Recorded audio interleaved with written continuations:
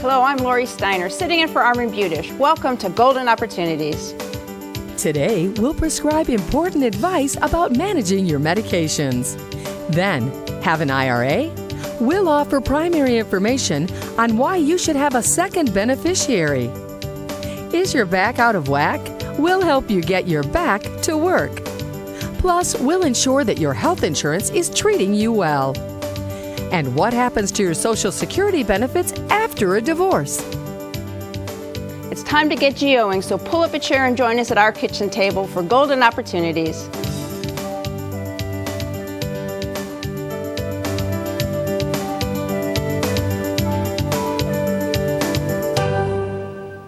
Today's medicines can be life-saving, but drug interactions can impact their effectiveness and sometimes even dispense a dose of danger to your health. If you're perplexed by all of your pills, Brian Hoffmaster is here to help. Brian is a registered pharmacist with Metro Health. So welcome to the show. Well, thanks for having me. It's no secret that there's many seniors out there taking many different kind of multiple medications. So do you have any kind of help, a prescription for them in managing all their pills? Sure. Probably the best piece of advice that I can give to anybody is to make sure that you keep a list of all of your medications with you at all times. Most seniors do this, and it works out really well for them. Should they have a copy to anybody? Absolutely.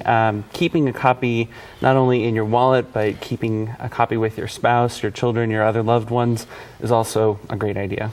And update it. I know I have my list, but I forget to put things on it. Absolutely. Or take them off. So yeah.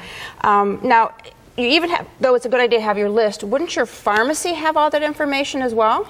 Yes, the pharmacy would have it all, but the problem is that some people don't always shop at just one pharmacy, and so that can really be a problem. So I encourage our viewers not just to shop around.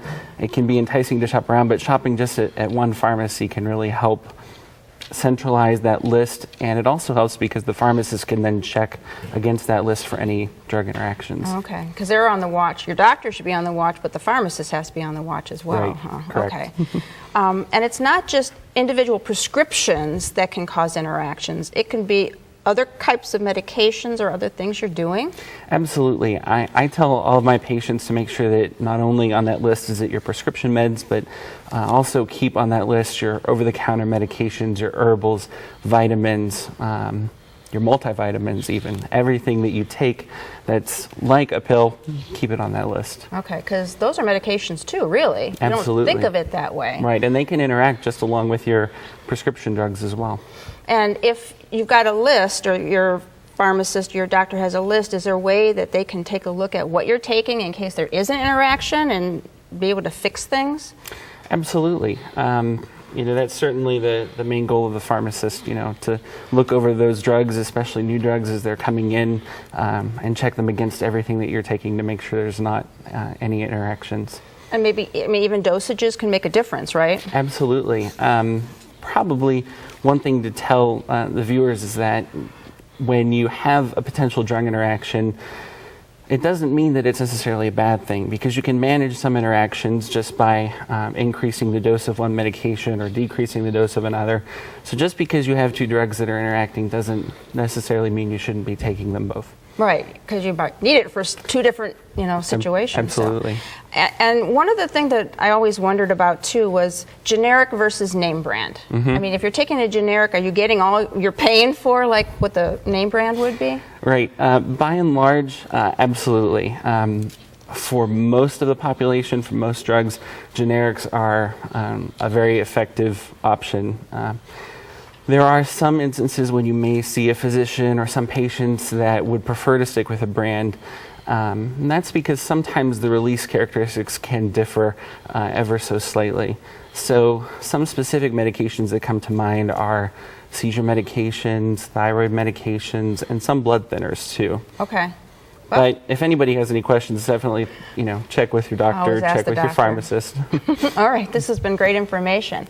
So what's the best prescription for managing your medications to maximize their effectiveness? Consult your pharmacist. My thanks to Brian for making this healthy dose of information really easy to swallow.